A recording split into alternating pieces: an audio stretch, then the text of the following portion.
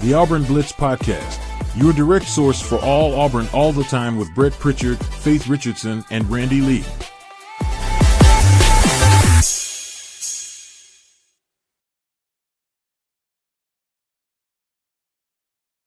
What's up, everybody? Welcome into the Auburn Blitz Podcast here on this Thursday morning. We're glad that you've joined us wherever and whenever it is that you tune us in, making Auburn Blitz part of your daily Auburn athletic intake. Brett and Randy here to get you started on your Thursday morning. What's up, man? How are you doing? No, I'm glad to be here, Brett. Glad to be seen. Busy beyond belief. I'll give everybody out there because around our age bracket, maybe a little bit younger, I got started late. So Brett's already through this run, but here's my run the next couple of months, Brett. So I've got flag football tryouts for my daughter this afternoon in Auburn, Alabama. We have started up tackle football practice. Will begin. We gave out equipment this past week. My son's playing in Elliott City, and he's excited to be back with his buddies there in Elliott City. So I got that coming up. Me and you got football starting on Friday nights here in a couple of weeks. And so to say that I'm beating Highway 280 up would be an understatement. But I'm here for it. I'm gonna miss it when it's gone, Arna. That's what I keep getting told. You will. In the middle of the storm, you go, can I just get a break, please? But, you know, it does go by fast. That's what gut buddy of ours, you and I, for friends of ours, Keith Johnson, yesterday were talking about. Yeah. And he was asking me, he's like, man, is your son really a senior at Auburn? I'm like, yeah. And then we were talking about his kids and then yours. I mean, just you blink and it's over. And hey, so let me jump in here. I love Keith. You know that. He and I are the same age. He's Auburn high school guy. You and I growing up in Benjamin Russell, we had to compete against each other and everything. He was quarterback at Auburn High, one of their best seasons ever. But Brett, he played summer baseball with us. Right. He and I talked about that yesterday. I have seen humans go on a tear before. I mean, I would like to think that I played with some amazing athletes, and I know I did. But I've never seen anybody go through between a 50 and 60 game schedule hitting like he did. It was just to be that hot for that extended period of time. And look, he was a great player. He's All-American at AUM, so it's not like he didn't move on and have a great career. But it was mind-boggling to see somebody play against the amount of talent that we had to play against in the travel circuit, because travel circuit's harder in high school. High school, if you're at one of our high schools here, and we'll get on some real sports talk here, but people kind of that are sports people understand this. You know, that's all-star teams put together. And so you don't see very many weak arms on that travel. Right. Circuit. And that guy had to have hit 600 to 700 that summer. And he had to hit 8 or 10 out. It was an amazing run. So glad to hear that you had a meet with Keith yesterday. Yeah, you know, that's athletics, man, especially baseball, man. When you just feel like sometimes it's a watermelon or a beach ball. And sometimes you think somebody's throwing a ping pong ball up there when you're having a slump. So it's wild. Ebbs and golf's the same way. All these sports, man, it's crazy. So, yeah, Randy, busy, like kind of you said. I kind of had I woke up the night before last and just made a list of stuff. And I told Faith yesterday, I said, how are we going to do all this coming up in a few weeks? And so we went through it. And after I completely stressed out about it, I'm like, all right, we're going to get it done. It's going to be busy. We're going to have long days, but we're going to make it.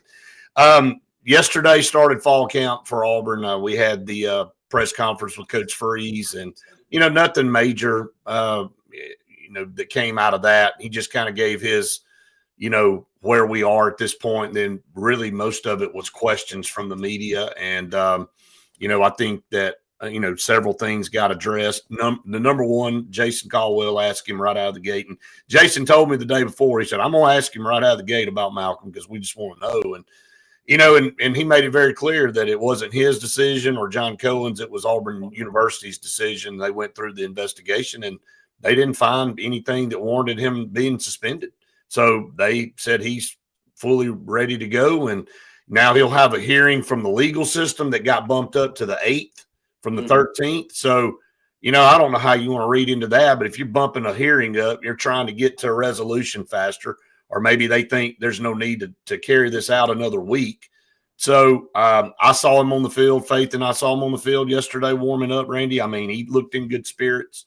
That's about all I can deliver right now on Malcolm. Well, he always looks in good spirits, and you and I have been and will continue to cheer for Malcolm. I hate the situation happened. I'm sure that he hates it, and I'm sure, his girlfriend hates it. And hopefully they've got it behind them, and the two of them are in a good spot. That's what you hope for. And then you move forward, and the goal is to learn something from it. I mean, this is a lot of effort by an awful lot of people to get to this point. You want the guys that are around you that you kind of either, coach, grow up with, broadcast for, pick up when they're down, all of these things that I'll say, me or you or anybody would do for the kids that grow up in the communities that we cover and that we're helping with, that you just don't want to see that type of talent not take it to the epitome of what they possibly can. And so that's been where my thoughts are. And, and I hope he learned something from it, and we only see good things moving forward, because, all I can go off of is what I've seen with my own two eyes with him for a very long time. And that's that he takes care of himself. He is not one that's been in trouble. He shows up to practices on time. He's never seems like he's got his rear end on his shoulder when you see him out there emotionally. And so I'm hopeful that the things are going in a positive direction. Yeah. So he'll practice, and on the 8th, we'll know something definitive on that. So that's just a few days, 5 days away, or, a little over 8-9 days away, I guess, because today's the 31st. I don't know why I thought today was August 3rd. I'm just, again, fast forward and everything. But anyway, we'll know some more about that a little bit later on.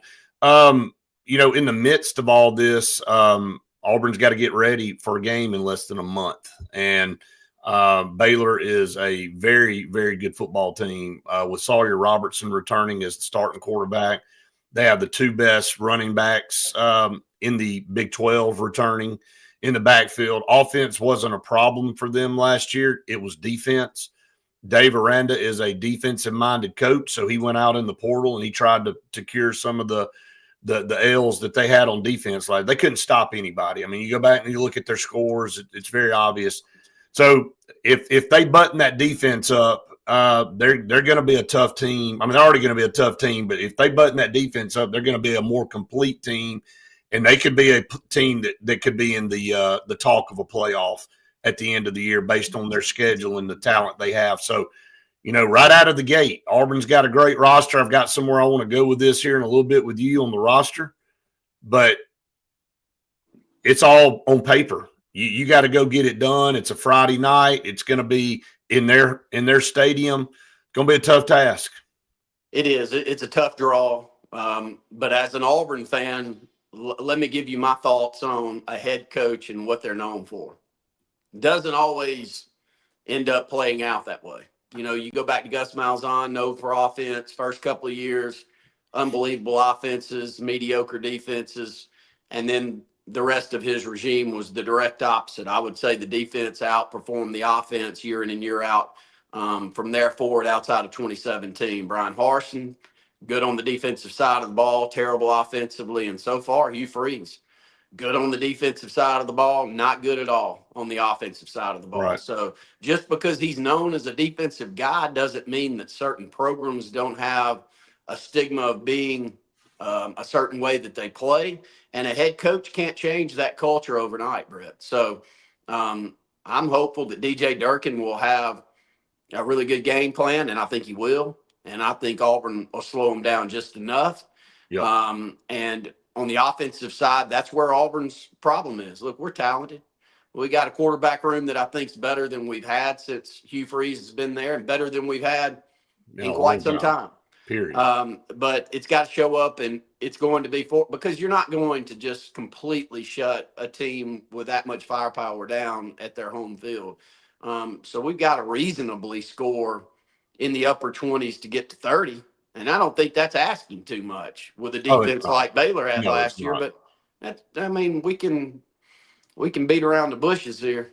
That's where we are as an Auburn program right now. We've got to find a way to take this talent and get the most out of it on the offensive side of the ball. I feel confident with DJ Durkin in this defense. I really do. And you come out and you look like, and again, not trying to shape how this thing's going to play out, but you and I both know that, if you're out there playing, if both teams are performing at a high level and you lose a game 38-35, yeah, okay, that's one thing. But if you go out and you play like you did at Cal a few years ago, where it just looked like neither team didn't want to win.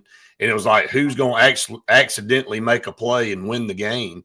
That's a whole different look, and you could actually come out of a game. I'm just saying this, come out of a game going, we lost, but man, that ain't bad. And that's a lot better than we have been versus going on the road and winning a game and go, well, we won the game, but that ain't going to get it done down the line. So you can have those two scenarios play out.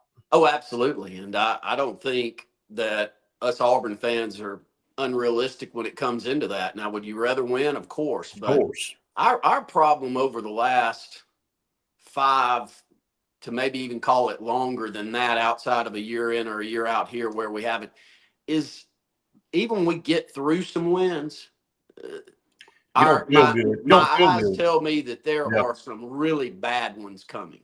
When you barely beat Cal, Georgia's going to beat your brains in.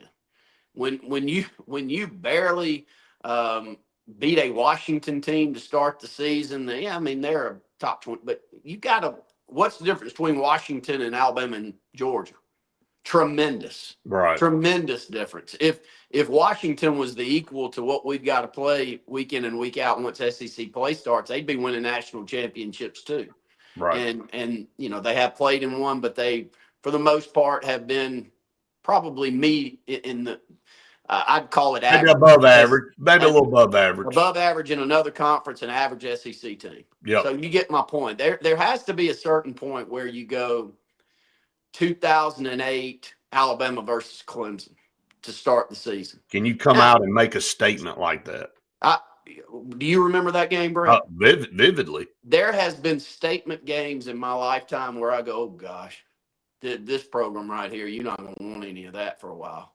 And that was one that I'll always point back to go, oh, good gosh, Nick Saban's got this. Look how physical they are. They're punching them in the mouth. Their offensive line is owning the line of scrimmage. This is winning football. I can't wait. And it's going to happen with Auburn because we've got, that type of program. We got that much passion around the program. If we can just go, oh, gosh, this is winning football. We just own the line of scrimmage against the team that we should own the line of scrimmage against. When's the last time we said that, Brett? Yeah, we haven't. And that's been the theme of the offseason, that we feel like we have an offensive line now that can own the line of scrimmage. So that's important. Coach Freeze talked about that pretty much at length. And, we broke down position groups and which ones we felt like were the stronger position groups on the field. Obviously, wide receivers, number one, but it's either secondary or offensive lines 2 and 3 right there neck and neck. And Randy, when you see these guys, and here's another thing Faith and I talked about yesterday, it's a different look on this offensive line. Now, we've gone out there some years and go, we hope our offensive line's good. And you see the guys, you can go, well, no, this is a different looking group of guys. And from a depth standpoint, like a Dylan Cinda and even Too Tall, that's even not even projected to start, but projected to be an NFL guy. When you got guys like that as depth pieces, it's a whole different ball game, and you got to look that part, and you got to play that part in this league if you want to compete for championships. Well, there's a certain point in time in each coach's tenure where you go, I'm not buying it anymore. You can come sell it, but I'm not buying it anymore. And, and I will take solace in, Hugh Freeze had a press conference, a couple of months back where Auburn fans were taken back a bit. It was, I think we're a bowl team. And, but since then, I think that he felt that the Auburn fan base is not up for that. That's not good enough. Well, really, what does making a bowl in this era mean? It doesn't mean anything. And so, but I'll tip my hat to him, Brett. He has since then He's changed. He read the tea leaves, buddy. He changed his entire demeanor, and there's not, there's one good thing about Hugh Freeze. He's not making excuses like I've seen him make the first couple of years, because it doesn't do any good. He was dealt a tough hand by Brian Harsin. You beat that dead horse better than anybody. But a couple of years in, with the transfer portal the way that it is, and our eyes telling me what you just said, with the players that are out there, we're not buying it anymore. Not buying it. Just got to go perform. Not buying it anymore. And from that offensive line, to go back to your point there, if you get an NFL group of talent prognosticators to go, I think that y'all got 5 or 6 NFL guys out there. That sounds great. But, 2 or 3 of them have got to go prove that they can be. And here's the biggest difference with a great offensive line and a serviceable offensive line. You've got first-team All-SEC guys. And that's 16 players. So there's 16 centers in this league. If we have Connor Lew get first-team offensive lineman there at center, then he's beat out 15 other starting centers in the SEC. And that's really difficult to do, Brett. But if you're going to be special, you need 1 or 2 linemen like that on a special team. And Auburn just hasn't had it in quite some time. Right. And I think that's one thing Coach Freeze said across the board. Actually, 6 guys are projected NFL guys. They just had an NFL guy come in. He talked about that. Faith, correct me if I'm wrong. That he said that we've got 6 guys projected to be NFL draft picks, not just make the NFL, but NFL draft picks. And so that goes beyond your starting 5 and that depth. And, it just looks different. Now, again, when the things kicked off, you got to go play like, and we were talking to a couple other guys there at practice yesterday, and it's like, hey, basically what you said, Randy, you gotta go out there and prove it when the whistle is blown, and that's what we haven't done in the past. But I don't think we've had the, when you're looking at trying to put everything together, we ain't had all the pieces. Finally, we have a puzzle that's got all the pieces. When you dump a 500-piece puzzle out on the floor and then you almost finish with it, and you're like, well, where are those 2 or 3 pieces? Well, I don't know. We might as well just throw the whole thing away. We ain't had the whole puzzle. We got the whole puzzle now. We can see if we can go put it all together. I was going to let Faith chime in, though. Hugh Freeze, he had a couple of specific mentions yesterday on that, and that was kind of the one thing that that stood out to me. The only other thing that I'll say, and then I'll kick it over to Faith to talk about that offensive line, but he was pretty brief on his comments on Malcolm, Brett. And this will be my last comment, and I'll step aside. But, he was direct. It was like a little 2-liner.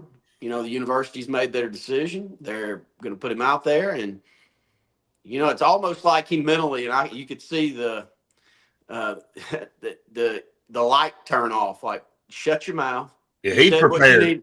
You said what you needed to say, and let's let that dead dog lie. And, so I was a little surprised, because Hugh Freeze is not normally that way. He gives you maybe even more than you would like it. He's Sure. real open, and so y'all's thoughts on those 2 things. Randy, I'll tell you right now that Malcolm yesterday at practice had no sign of being upset and discouraged, and felt like he was afraid of the media, because I think a lot of people would have been, nervous of people taking videos of him, and had a lot of pressure on him, which, ultimately sometimes that makes people screw up. He was dancing. He was laughing with his boys. He looked great. And I think that's a big step in just moving forward with all of this, knowing that, the media, the receivers, when they were warming up, stretching, they were all the way across the room. But then when they were getting into drills, right in front of the media, literally right in front. And every single person was there videoing him. They had all the TV people, and he showed no sign of, oh, people are going to be turning this maybe in a bad way, or he just went out there, did his thing, looked good, and had a smile on his face. And you know that smile that he has. I definitely do. And I'll say this, and I'll step aside and let y'all. Brady looked great.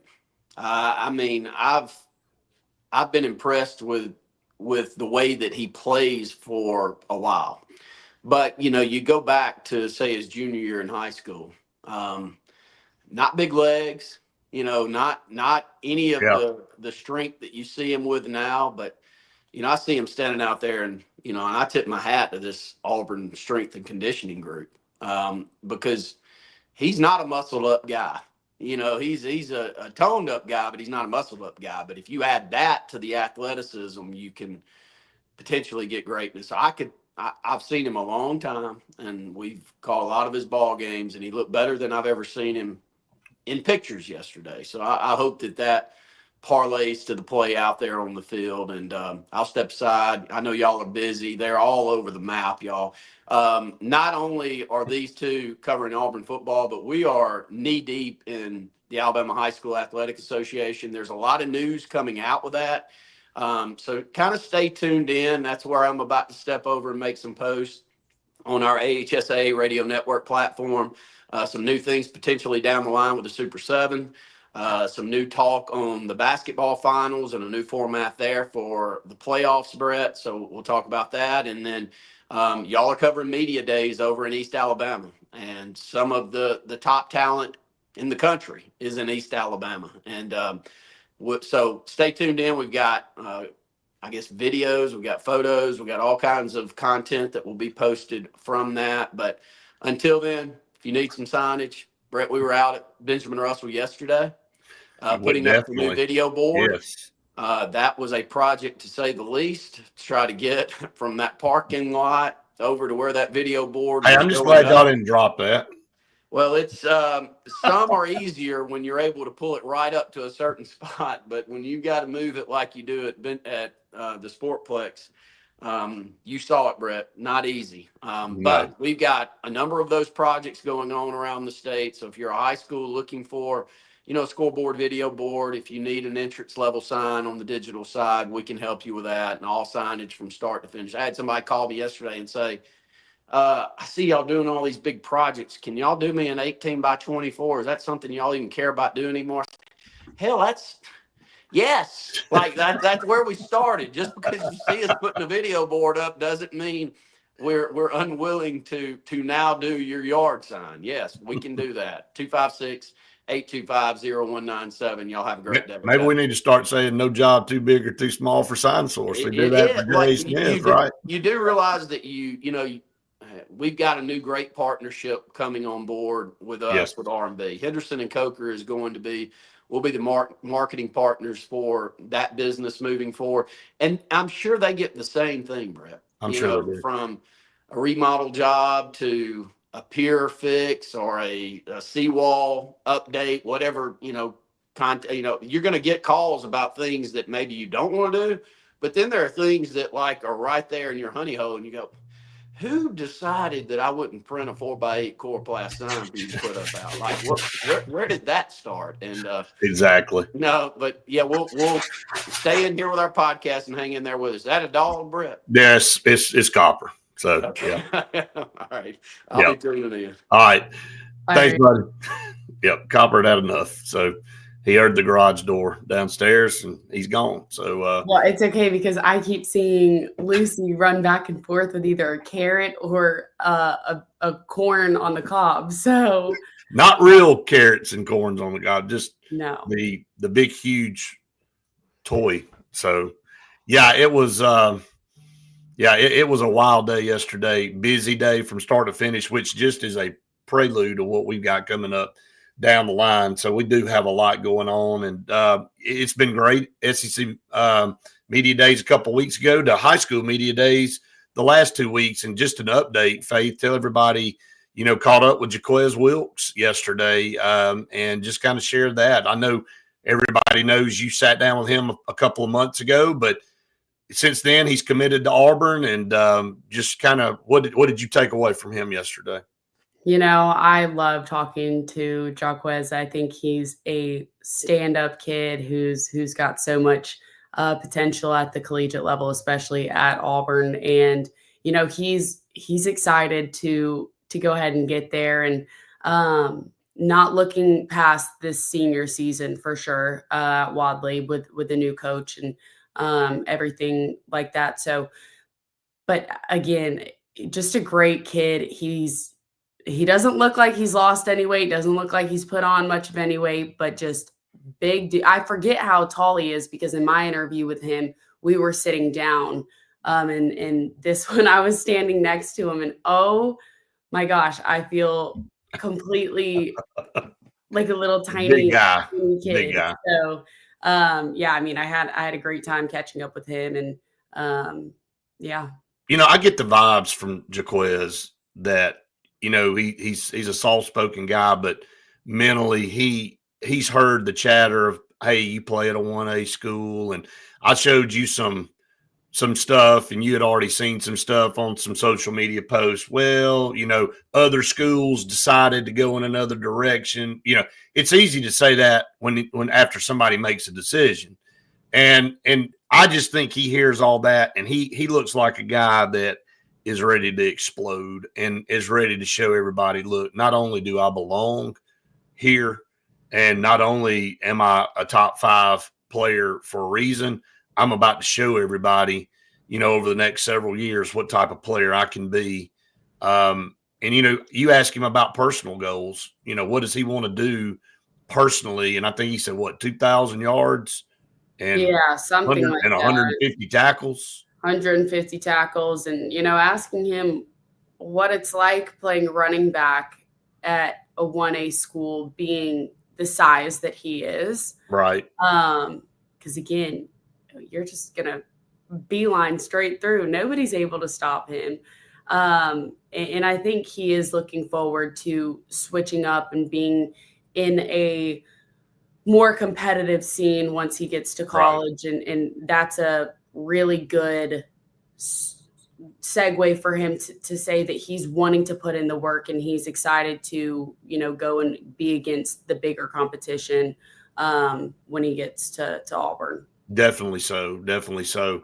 A lot more for you and I to get to this morning, but first we want to hit our partners.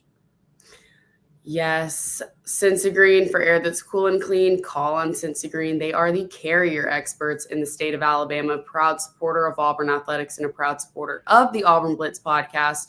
So freaking hot outside. It is time to go ahead and get a carrier unit from Cincy Green. They're going to save you thousands of dollars, and that's just what they do. They're good people with a great reputation, and that's definitely what you want. You want somebody that's reputable when they're coming out and you're spending that kind of money. But like you said, they'll save you tons of money. Scout Program Management, a full construction management firm in Birmingham, Alabama, serving the Southeast. Numerous multi-million-dollar projects they're in charge of right now, and I've seen them work firsthand. They're great people. They will make sure that the people that are doing your job are held accountable, and that they're doing what they say they're going to do, and you get the product that you're paying for. You cannot put a price on that. So call on Scout Program Management. They will take care of you there. Bunkers in downtown Auburn. With how hot it is, you might want to go over to Bunkers to play a round of golf. They've got plenty of different sports, I think 27 to be exact, sports on the golf simulator bays. If you're not into that, they've got great food, great deals, great happy hour deals, everything. You can go Wednesday, Thursday for $20 on the golf simulator bays. And pretty much just play unlimited. Yeah, and they're awesome over there. Great atmosphere. Bring your friends, 2 different bars, everything. Plenty of places to park too. Don't have to worry about that. Yep. Plenty of places. Okay. A couple things of note here. I want to go down through some stuff. Anthony Davis on some recruiting news. We've been talking about Braylon Womack and Jace Matthews here coming up shortly in the month of August. But before that, there's a guy that's got Auburn in his top 4, kid from Grayson, Anthony Davis, the linebacker. Faith, it's between Auburn, Ole Miss, Alabama, and Michigan. So it's kind of just haven't heard a lot more. We haven't personally. I know maybe some others may have, but I don't know that anybody's got a clean idea on where he may go. It's just kind of an odd four. I mean, Auburn and Alabama, of course, but then, being from Georgia, you got Ole Miss and Michigan mixed in there. So, and he's a top player. Would be a huge get for Auburn, especially at linebacker, because we need some more linebackers for sure, because we're really young in that arena. And so you just can't ever have enough depth. And then, of course, we just lost DJ Barber with all of that. And, Shadarius Tootle was committed forever. And then now he, decommitted and is going to Georgia now. So this would be a good get for Auburn if they were able to land him. And that's coming up this weekend on Saturday. He's going to make that announcement. Yeah, definitely an odd four, but I think at this point you can just hope that he comes, and we need more depth there, and like you said, it's a young position group at Auburn, so hopefully he can see how the coaches have worked some of them up and give them the playing time that they deserve. And on Jason, we'll continue to kind of give updates here. You and I were told, to our face by a pretty reputable source. I mean, they feel like Auburn is the top for both. I mean, just to kind of give everybody a little bit of an update there. Now, again, what happens between now and commitment day, who knows? And then even when you get them committed, you got to keep them committed till signing day. But that's two guys there from the state of Mississippi. If Auburn were to land and get a commitment from both of them, you would see the ranking go up pretty significantly. Yeah, I think those two guys would bring it up at least 20 spots. I agree.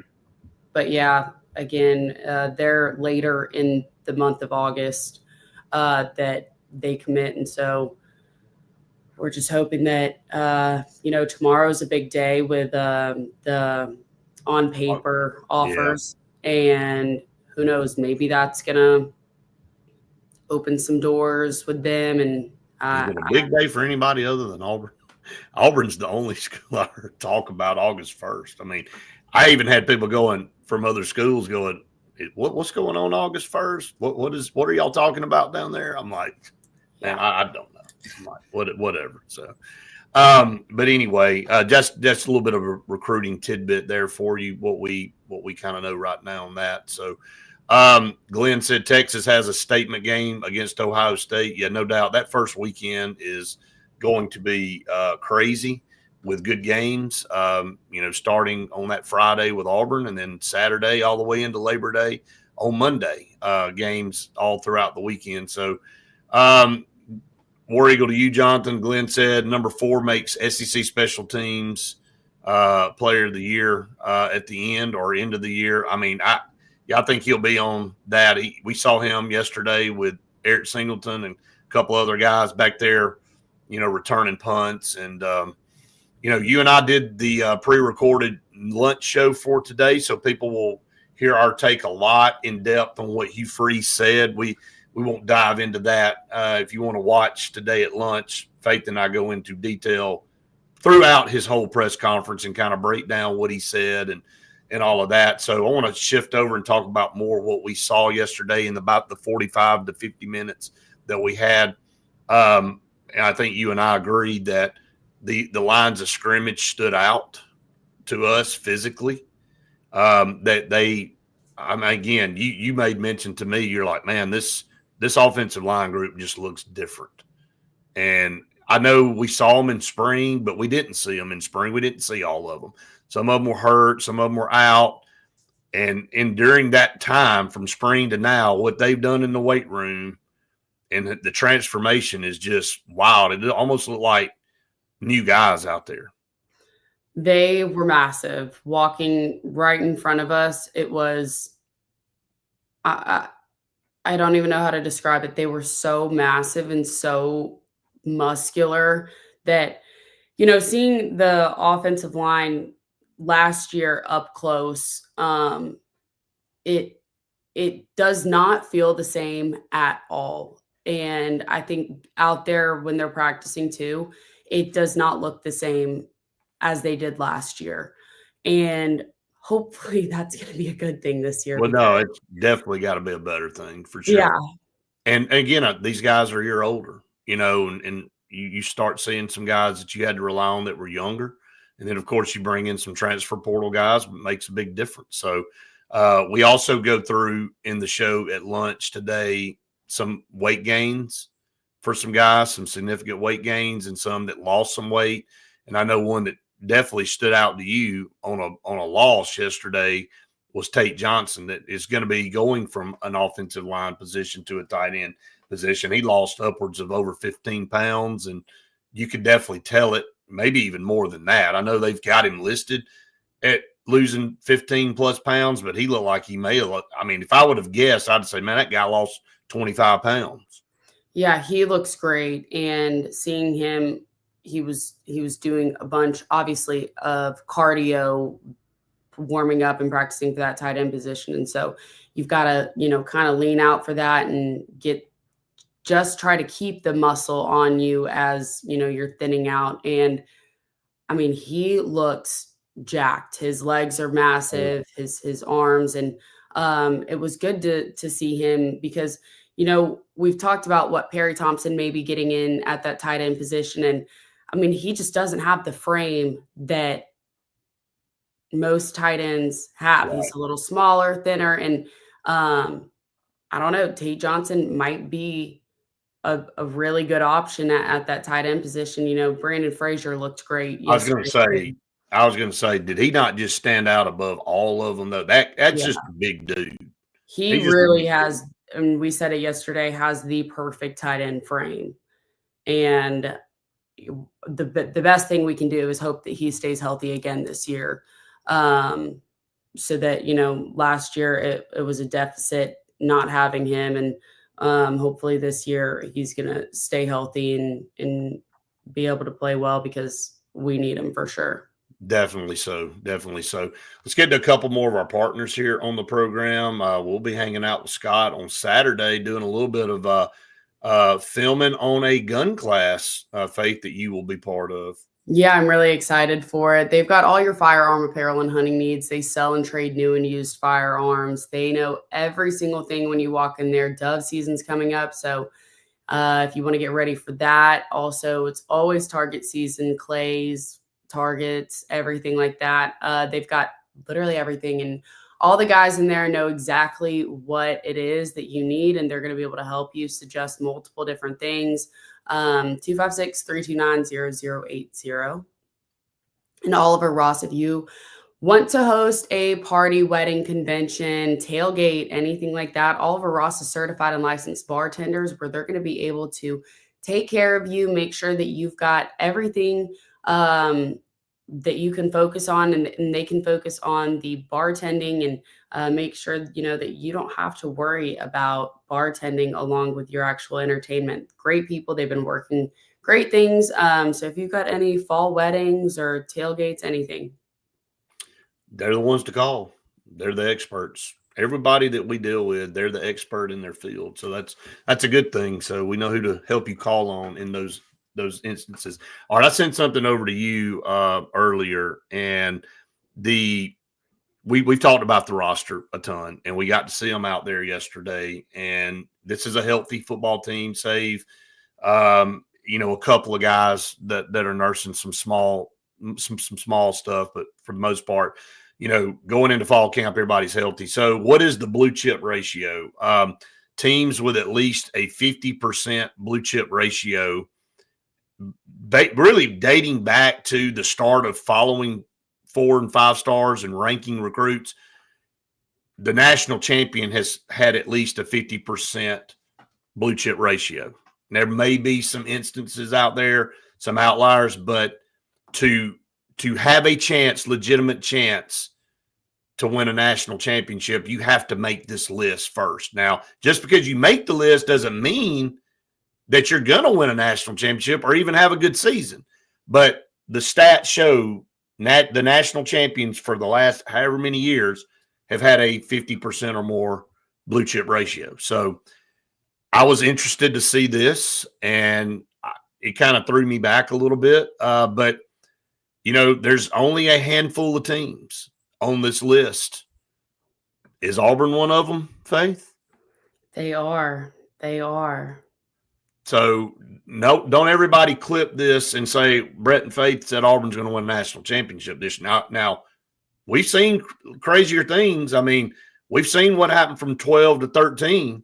Nobody would have said after watching that 12 season and getting a new head coach the next year that Auburn would be playing for a national championship. I would have I told you, I couldn't even believe it when I was in the moment. I thought, man, this is crazy. This is wild.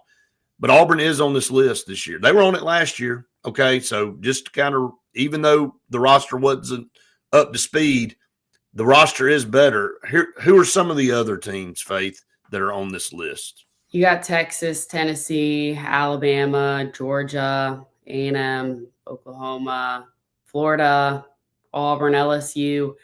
Those are the SEC teams, and those are always the ones that we're talking about when it's about, 8 and higher right on the list. So I don't think anyone's probably too shocked about that.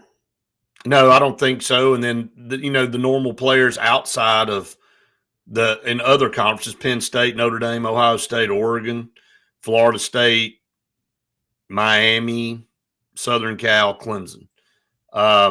Those are your other teams. Now, again, Southern Cal was terrible last year, not very good. Oklahoma wasn't very good last year. Notre Dame played for a national title. Ohio State won the national title. Texas and Georgia played for an SEC championship, made the playoffs. Tennessee made the playoffs.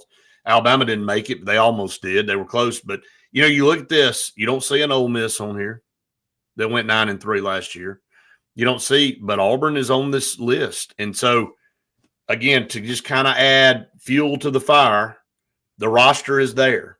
Can Auburn, the coaches, the players, everything, like you said, I'll go back. I'll give you credit for the cake baking analogy yesterday. No, that's yours. No, but you brought it back up. So, can they bake this cake? Can they actually make something that tastes good? Will we look up at the end of the year and go, man, finally, we have made it through the desert. We have come to the end, and we found the oasis at the end, and that's getting Auburn football back to the program we all want it to be. Golly, I hope so. Long overdue, for sure. But I thought that was interesting to talk about before we got off today, that Auburn is in that list of elite teams. I mean, when you go through and count them up, just roughly, what is that? 16 teams with a blue chip ratio of 50% or more, and Auburn's part of that. So, hey, what else can you ask for? Did what you got to do to go get the players. Now you got to put it all together. All right, before we go, a couple more of our partners here.